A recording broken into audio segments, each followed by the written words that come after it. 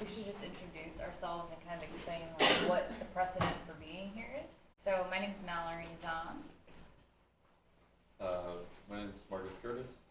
Hey guys, my name is Dee Nichols, and we are three members of the Artivists SPL, and particularly members of the Mirror Casket team.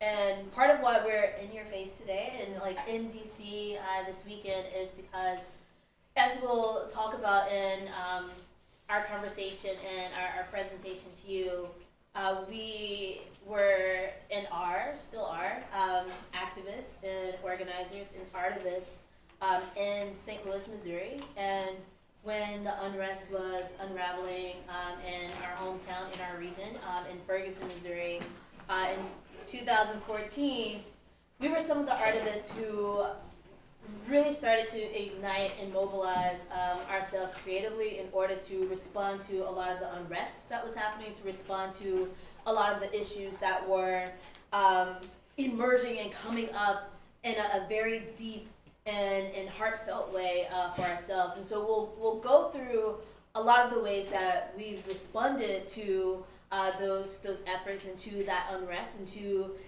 this racial ugliness that is happening in our nation continuously. And as you'll see at the end, there are some, I'll leave it as a surprise, there are some things that have happened to bring us to your city this weekend. Yeah. Have you all ever heard the term artivist? Mm-hmm. Okay, cool. All right. So we just kind of wanted to go back in time a little bit and talk about how our community of activists, artists, and artivists came together in the late summer, fall of 2018. So we, lots of different organizations, these that you probably don't know because they're all local organizations, started hosting just forums for people to get together and talk. Kind of similar to what was going on today, very similar to that. Happening all over lots of different types of communities. And we were doing a lot of bringing together us as artists and activists and kind of creating that intersection, Artivism. And these are just some of the examples of the things that we were doing, some of the photos back here. And I'll let you guys talk specifically about some of those examples. So when a lot of the unrest happened, one of the main questions that everyone was asking themselves is, like, what do I do? How do I find my place in this? And as artists, how do we respond? And there were some very direct ways that happened. Some of us started making art in our own individual ways, and some of us wanted to talk and be and convene and be in fellowship with each other. And that sparked what became art builds, where we would meet in co-op spaces, in people's basements, in churches across St. Louis and Ferguson, just to make art to support protests, to support marches, to support direct actions that were happening. But in addition to that, we realized that there was power in other types of convenings as well. And so there were things like Food Sparks, where we would have monthly potlucks. And in Ferguson October weekend in October 2014, there were 4 all across the region, and amassing like hundreds of people who had came to the region for that weekend to also join in those dinner conversations, just to like talk about race, class, and privilege and injustice. So the artists respond, we the people at 2720, the rack in the 2720, those are spaces in St. Louis where we met and organized ourselves. But many of us also represent art institutions like museums and galleries and regional arts commissions, and we wanted to hold space in those artistic spaces for people. And some of those included Creative Unrest, where myself, Mallory, were you on that call? No. Another one of our artivists, Damon Davis, who we'll talk a little bit about later, we joined other artists to just talk about violence, to talk about these issues, to talk about the work that we had already started to do with each other, for each other, amongst each other. And then United Story, like finding the power in those things that bridge us versus those things that divide us. So recognizing that there are common cultural denominators amongst us. Everyone has a story to tell. Everyone has to eat. Most people like music and dancing and stuff. And so how do you bridge those commonalities to hold space, to then create and respond to what was happening? Yeah, and it's pretty amazing, like when I remember just holding the space, that was the first step and really powerful, and then ideas would come from that. Yeah. I mean, some of the ideas of things that we came up with were, I mean, we came up with them like live at a brainstorm. Sometimes we didn't have an idea at the time, but just talking through it with people, it would come up. Sometimes people would bring ideas directly to the table, and then we would refine them. But I think it showed me like just how profoundly important it is to just make the time and the space and show up, and then magic can happen from that when you bring like-minded people together that care.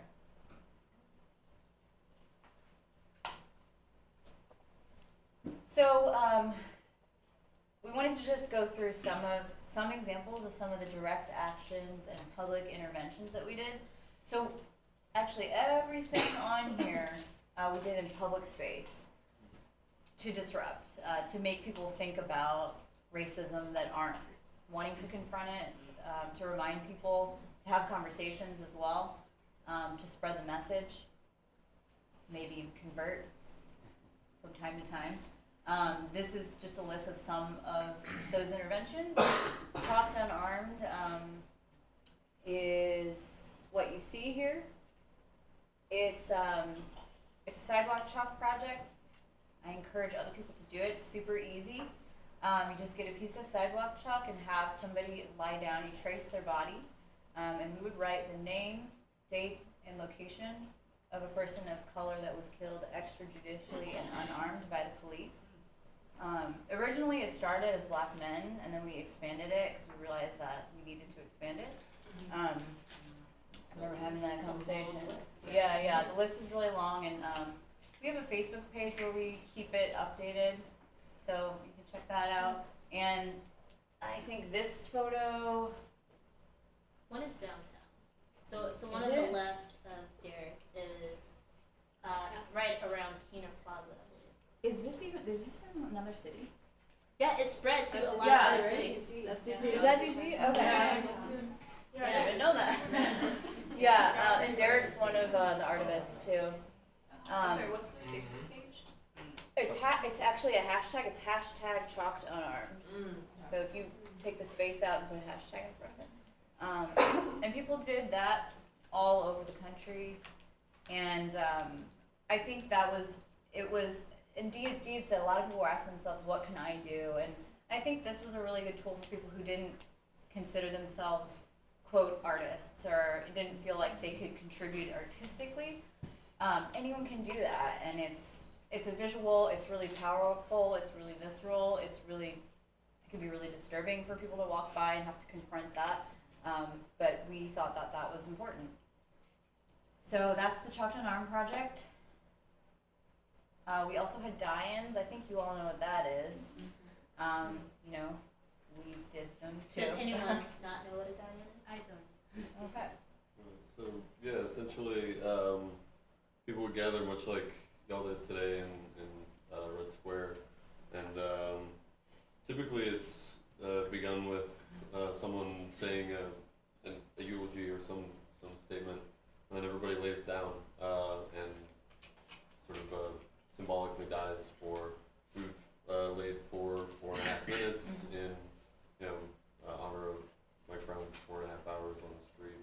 The people will tie it in with other things, but it's essentially a sort of mourning and long moment of silence. Yeah, and we've done die-ins in a lot of spaces across St. Louis. Shutting down the Galleria, one of our largest malls, during Christmas time, during like peak season, to really like disrupt power, to disrupt the operations of the city by holding space in that type of way. We also did it on this street called the Del Mar Loop, and it was in the snow, and we were freezing. But like holding space to disrupt traffic so that people have to confront this. Taking up intersections, major intersections, and having people just lie on the ground and hold it for. It can be the amount of time that someone's slain body was laid in the street, but it can also be any time that amount of time that you choose until it feels right to get up. You're gonna hold space, or until, in some cases, the cops actually come. And in some of the areas. For us, there's a space, a part of the city called the Central West End, which is very posh and unique, and all the college students hang out there. And the cops came and literally snatched people off the street. But in most cases, these die-ins don't result in that type of way. Yeah, it's one of the few forms of protest, we were talking about this earlier, that is, like, if you want a silent protest. It's one of the few forms of protest that rarely is disruptible by the participants. And we'll talk more about our experience with that later. Yeah. Yeah, and I also think like artistically that it's more like performance. Yeah. And it's symbolic, visually and sort of theatrically symbolic. Do you recommend? Yeah, I mean, speaking of like theater and performance, part of activism for us became disrupting our own spaces and our own cultural institutions. In one case, the symphony. A lot of people, so within movements, there are people who have different social economic privileges. And in this particular case of the Requiem for Mike Brown, one of the patrons of or a few of the patrons of this symphony bought tickets for people to come in their fancy attire like everyone else. And in the middle of this Requiem performance, they started to sing one by one this song of mourning that just disrupted the entire space, and it was all caught on video, and it was great. Well, we might play that video after we can find it. Yeah, that would be great. It was powerful to see how audience members, how the orchestra, how the conductor responded to this. The conductor actually said, "Hey, let people sing." Because this is beautiful. But in that same video, you see the grimaces and you hear the comments of some of the people in the audience. And that type of conflict within these spaces are kind of like a self-check for all of us as well.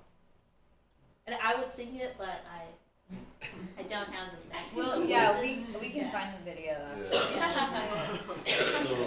So another of the things that we did, this was primarily another one of our members of our cohort, Damon, started taking pictures of his hands first, just to sort of try and process what was happening, and it sort of bloomed into a large-scale wheat pasting project where he was photographing members of the community's hands and pasting them up, and he called it All Hands on Deck.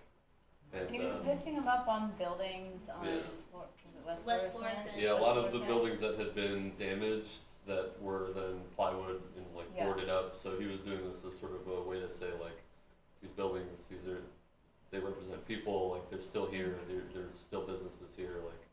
It shouldn't just be the remnants of a war zone. And a lot of the power of the hands, the motion of your hands being in this way, was because with the unrest in our region, one of the main chants was, hands up, don't shoot. And literally there are little kids' hands that he scanned, and women's hands full of jewelry, and you just see the humanity of people without even seeing their faces in that project. One of the more, the last two sort of interventions here are some of the more technical, I guess, interventions that we did that required a lot more planning and strategy, and so fight back. I think I might have Yeah, there should be a third photo. ways of a lot of these. Yeah, so the that's record. the Wow. Yeah. Wow. you go back to the Definitely. rec room, you can also see how Did some big banners. yeah there were Oh, yeah. paragraphs within Banner. it. Yeah. Oh, this is There was like a meme going around of that one, the one woman's reaction. Yeah. Who was just like disgusted, and there's, you know how memes start and spread. Her face was everywhere. So yeah, these are Damon's images. Yeah, hands up.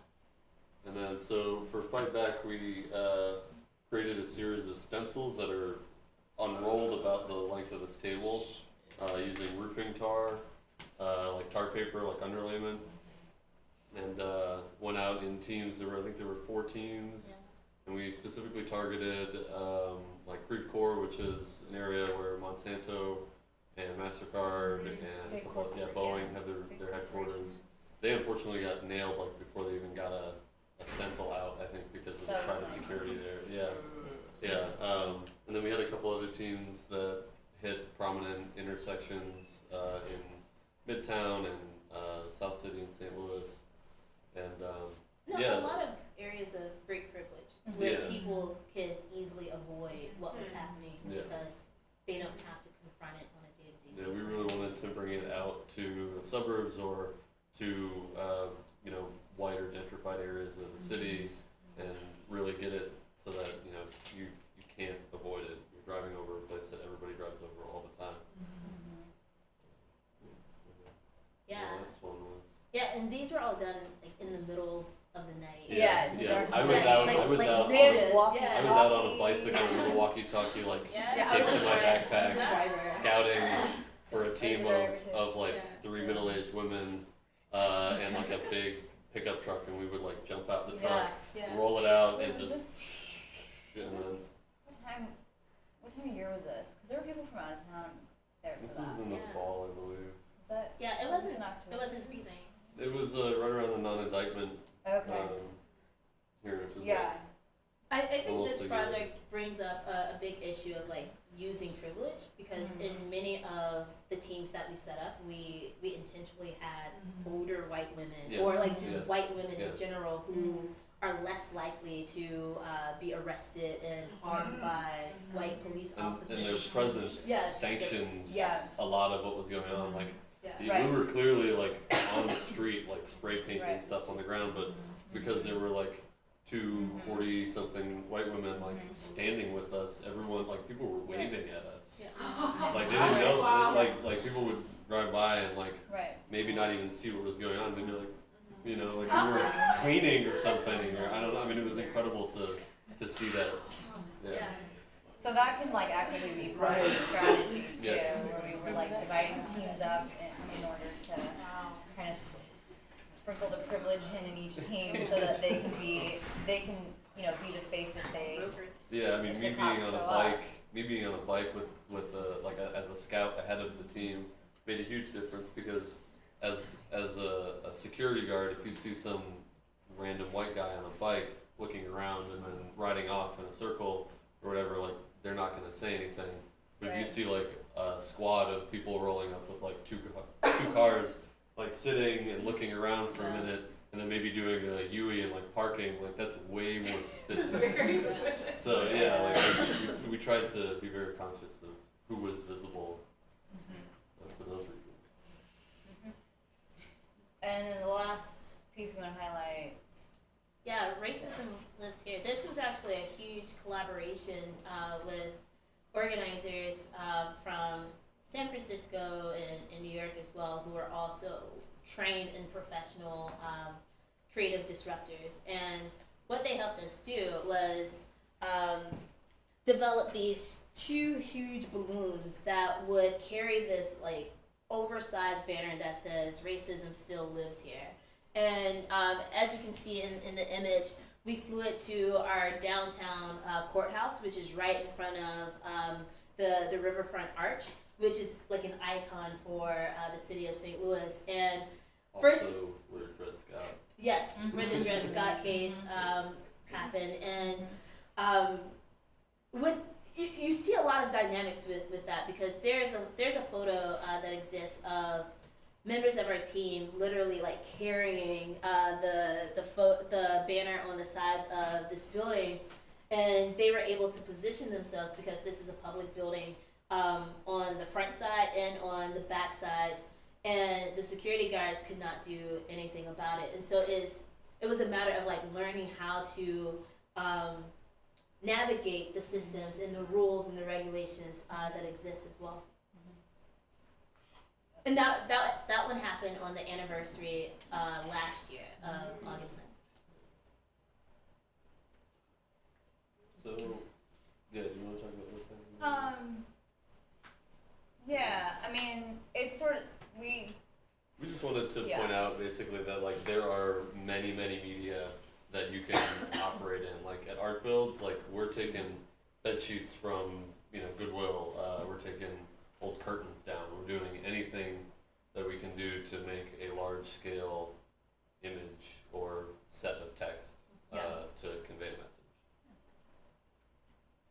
So one of the big things about like Artivism work is the role that we play in the movement and in a lot of the marches. So of course, like the protests and the marches, that's kind of like the drumbeat of the movement. Like you know that we're coming, you know that we are alive because you hear us and we're alive and well. Oftentimes, what has been the case is that the work of the artivists, the posters that you see, the banners, the larger than life like puppets of those who have been slain, and that is a puppet of Mike Brown, and like the white T-shirt created by some puppeteers, like people who actually create floats and stuff in their comrades, but these become the symbols. These become the timestamps of certain moments in the movement, because you may not remember the day that it happened, but you remember what you saw. You can't erase these banners, these posters from your memory, and so there's a lot of value that we see added both in direct actions, but also through the integration into protests and marches as well. the last piece we want to talk about is What brought us here to brings DC? us here today. Yeah. So another, like we said earlier, another thing with a lot of the artists in St. Louis is that we started to respond just by creating our own personal work in reflection of what was happening. And Pun intended. yeah, pun intended. And oftentimes it was not just in response to the news article or what you saw on social media or the, being inundated with all the videos. It was from those real reactions and feelings and experiences on the ground and our own engagements with the police. And I know for me, prior to August, for me it was August 13th. That was my first night out. I'd been in different actions leading up to that day, but that was my first night. And it was my first time ever in my personal life having an individual traumatizing experience with police officers. I'd never gotten a ticket or anything like that. And in the moments of that night, I was standing there after like a Urban League Young Professionals meeting, and I was in a business suit and a blazer protesting with everyday people outside of the Ferguson Police Department. And that same night, one of the aldermen in the city had been arrested, and several journalists as well. And so we stayed out and we held space outside of the police department until about 2 a.m. in the morning. And around this time, because they were starting to, this was right before they had official curfews, but they would come out at certain times of the night to shut everything down, to raise all kinds of hell, to arrest people, to threaten lives. And on this particular night, two Humvees full of officers, some who were on top flashing lights at us, some who were foot soldiers with their guns marching alongside those trucks, came out, stood right in front of us as we were peacefully protesting, as we had drummers just drumming, as people were singing, as people were praying. And they flashed the lights, got onto their megaphones, and started to threaten their arrests and the harming of people. And all of them didn't point their guns, but some of them did. And I remember this night very vividly because, as you can tell, I'm a vlogger. Like, I make YouTube videos. And I have a YouTube video of this night that I kept playing over and over and over. And what ended up happening for me after that night is that, one, I kept going back every single night, and maybe I'm a masochist for that, but I kept having these nightmares. And there were a series of different nightmares, some with my own brothers. I have a little brother whose name is Michael Ross, and he's adorable. And his big dream is to be Michael Jackson when he grows up. He's going to be that.